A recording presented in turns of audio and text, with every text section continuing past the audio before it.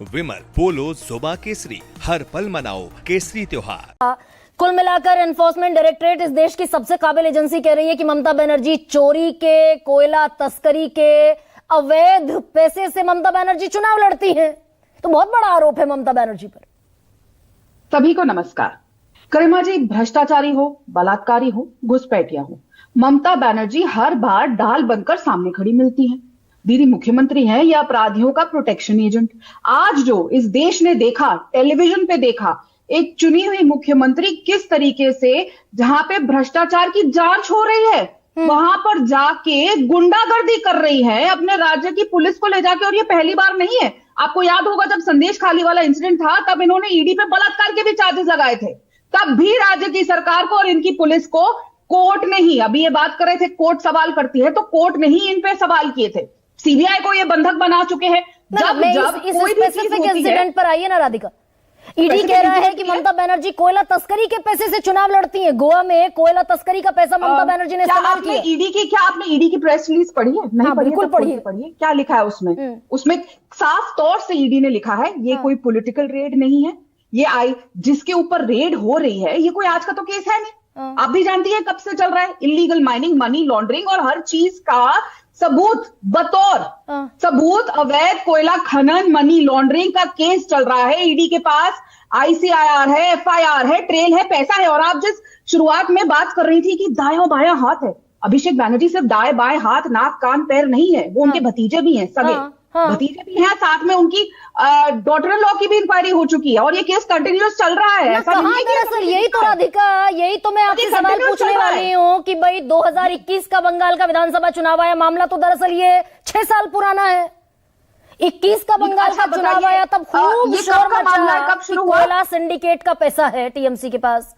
अब जब 26 का चुनाव आया तो ये मामला, ये बोतल से जिन फिर बाहर निकल गया। भाई 4 साल ईडी के अधिकारी कान में तेल डालकर सो रहे थे क्या?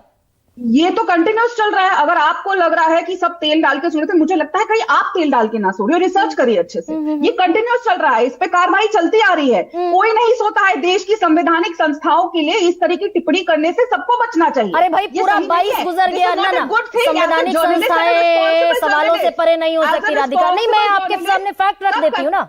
रुकिए, फैक्ट रखती हूँ। क्यों नहीं हो? अगर 22 गुजर गया, 23 गुजर गया, 24 गुजर गया, पूरा 25 गुजर गया।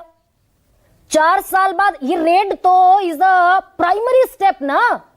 तो अच्छा, मुझे एक बात बताइए, अगर किसी के यहाँ पे रेड हो रही है, क्या ममता बनर्जी का इस तरीके से वहां जाना, एक फाइल को, आपने वो वीडियो देखा था, वो गाड़ी से उतरती है, लेफ्ट राइट भागती है, फिर कोई उनको कहता है इधर जाइए उधर जाइए।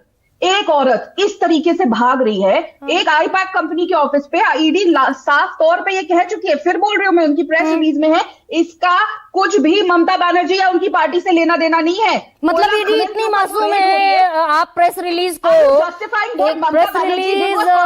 प्रेस रिलीज को भाई गीता मान लूं मैं, रामायण मान लूं, रामचरितमानस मान लूं, प्रेस रिलीज को मतलब ईडी इतनी मासूम है। राधिका जवाब दीजिए, सवालों से मत भागिए। मैं दे रही हूँ। ईडी इतनी मासूम है कि ईडी को नहीं पता कि यही फर्म जिस पर छापेमारी हो रही है ये सारा चुनावी मैनेजमेंट टीएमसी का करती है। तो आज मतलब देश की प्रबुद्ध पत्रकार ये मान रही है कि जो ममता बनर्जी एक फाइल को ऐसे अपने सीने से लगाकर सारी संवैधानिक संस्थाओं को, कॉन्स्टिट्यूशनल चीजों को दरकिनार कर ईडी से लड़ते हुए एक ऑफिस में जाती है जहां पे ईडी रेड कर रही है। जाती है ना कोर्ट। अरे भाई सबसे पहले राधिका, आप जिस प्रेस रिलीज को सुनिए ना राधिका, अच्छा एक सेकंड रुकिए ना। आपका दर्द में समझ अरे जिस प्रेस रिलीज को आप 4 बार कोर्ट कर चुकी हैं, मैं तो उसी झूठ पर सवाल पूछ रही हूँ आपसे। ईडी दरअसल नहीं जानती थी क्या इतनी मासूम है ED? My point madam, before you mute me, let me complete my point. मैं फिर बोल रही हूँ, इसका मतलब आपके लिए वो जो महिला, वो जो मुख्यमंत्री जो घुसपैठियों के आगे आके खड़ी हो जाती है, बलात्कारियों को बचाने के लिए खड़ी हो जाती है, आज जिस तरीके से आईपैक को बचाने आके खड़ी होगी और ऐसे वो कागजों को पकड़ी हुई, बौखलाई हुई, बहराई हुई वहां पे उतरी, आप कह रही है कि वो जो कह रही है वो गीता है, वो अरे भाई ईडी ने एक चुने हुए मुख्यमंत्री को गलत आरोपों में नाप दिया। आज राधिका खेड़ा जवाब देकर जाए इस बात पर। ममता बनर्जी चोरी करके डॉक्यूमेंट्स की ले गई। इसी देश में हुआ ना। अब आप जवाब, अब सवाल सुनेंगे नहीं राधिका, सुन लीजिए ना। बस एक सवाल है, उसके बाद इसी आपकी काबिल एजेंसी ने इस देश के चुने हुए मुख्यमंत्री को नाप दिया, 5 महीने जेल में रखा, हाईकोर्ट ने बरी कर दिया। हाईकोर्ट ने कहा कोई सबूत नहीं है ईडी के पास, इसी काबिल जांच एजेंसी ने। गरिमा जी, मेरे को बस आज एक सवाल का आपसे जवाब चाहिए, वैसे तो आप देंगी नहीं, पर मैं आज आपसे पूछना चाहती हूँ कि आज जो पूरे देश ने दृश्य देखा, ममता बनर्जी का बिहेवियर देखा, क्या वो सही था?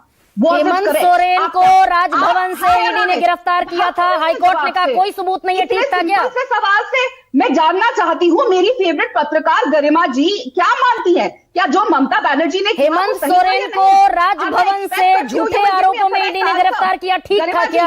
आज राधिका खेड़ा बता जाए मुझे। Garima ji, you are one of my favourite journalist, आप सीधा सवाल करती है। मैं आज आपसे बस एक ही सवाल जानना चाहती हूँ, उसके बाद मैं सारे जवाब दूंगी कि आज जो ममता बनर्जी ने देश को दिखाया, जो तांडव किया उन्होंने, जो तरीके से उन्होंने बिहेव किया, क्या वो सही था या गलत था? Was it correct? Does it suit a chief minister of a state? अब मैं जवाब देती हूँ राधिका, आप रुकिए जरा। हाँ या ना? मैं जवाब देती हूँ, मैं जवाब देती हूँ, मैं जवाब बताइए। पश्चिम बंगाल में इधर उधर ना जाइएगा, ना दाएं ना बाएं। रुकिए प्लीज, क्यों इतना परेशान है? रुकिए, फोकस। नहीं नहीं, I want to know, the nation wants to know, focus reply. Paschim Bangal में इस देश का लॉ ऑफ लैंड चलेगा, जो किया क्या वो अराजकता नहीं चलेगी, कोई भी स्वायत्त संस्थाओं के काम में दखल अंदाजी करेगा तो गलत करेगा। सुन लीजिए, गलत किया है, देती है क्या ममता ने जो किया वो सही था या गलत था? ये बता दीजिए। गलत था, गलत था। तो फिर अब मुझे बताइए, चुने हुए मुख्यमंत्री हेमंत सोरेन को राजभवन से अरेस्ट किया गया, अवैध जमीन अधिग्रहण का मसला हाईकोर्ट ने तमाचा लगाया एनफोर्समेंट डायरेक्टरेट के मुंह पर, कोई साक्ष्य नहीं है, ईडी ने गलत किया था, सही किया था। शारदा नारदा घोटाला, कोयला तस्करी, हवाला नेटवर्क, आई पैक के दस्तर से दस्तावेज उठाए जा रहे थे, चेकिंग हो रही थी, 10 जगहों पे रेड पड़ी। हेमंत सोरेन पर दिक्कत है ना राधिका, नहीं बोल पाएंगी ना? क्यों नहीं बोल पाऊंगी? गलत किया था ईडी ने, सही किया था। जहां पे भाई पहली बात तो मैं ईडी की प्रवक्ता नहीं हूं, मैं यहाँ पे उस बात पे सवाल उठा रही हूँ, ईडी क्या करती है, वो कोर्ट जाती है, कोर्ट उसको क्या कहती है, वो कोर्ट जाने और 10-12 प्रेस रिलीज का गुणगान कर चुकी हैं, जिस शारदा नारदा स्टिंग होता है, जिस शारदा नारदा स्टिंग का जिक्र कर रही है, उसका आरोपी शुभेंदु अधिकारी आपका सबसे बड़ा नेता है, कैमरे पर रिश्वत लेते पकड़ा गया था। कहिए भ्रष्टाचारी आपकी पार्टी में भी है क्या? ममता बनर्जी कोर्ट गई? शुभेंदु अधिकारी कैमरे पर रिश्वत लेता हुआ पकड़ा गया था, आपका सबसे बड़ा नेता है बंगाल में। इस बात के ऊपर कहिए भ्रष्टाचारी है। कोर्ट ने संज्ञान नहीं लिया, ईडी तो देखिए कोर्ट गई, ईडी ने ये भी बता दिया, नोटिस भी सर्व किया गया, ऐसे तो है नहीं कि कैसे रेड हो गई। ओके, ठीक है, मैं बस इतना जानना चाहती हूँ, हर चीज मैं मानती हूँ। पहली बात तो मैं चलिए आप Radhika Khera, let me proceed. Radhika, it's 23, let me proceed. आवाज कम कर दीजिए, उनके ऊपर रेप के केस लगाते हैं। ठीक है राधिका, ठीक है, ओके फाइन। आपने मुझसे बहुत प्यार से एक सवाल पूछा, मैंने बहुत प्यार से आपको जवाब दिया। It should not be happen at all what happened in Bengal today. वो सही नहीं था। मैंने आपसे जवाब पूछा, जो झारखंड में ईडी ने किया था, सही किया था, गलत किया था? राधिका खेड़ा जवाब नहीं। अगर राधिका खेड़ा ने शारदा नारदा स्टिंग का जिक्र किया, उस स्टिंग ऑपरेशन में आज की तारीख में बीजेपी का बंगाल का सबसे बड़ा नेता शुभेंदु अधिकारी कैमरे पर रिश्वत लेता पकड़ा गया था। वो भ्रष्टाचारी आपका सबसे बड़ा नेता है। खैर, एक सेकंड, ब्रजमोहन श्रीवास्तव भाई, हम अपनी सबसे देश की काबिल एजेंसी को ऐसे लेफ्ट डॉग कह देंगी, महुआ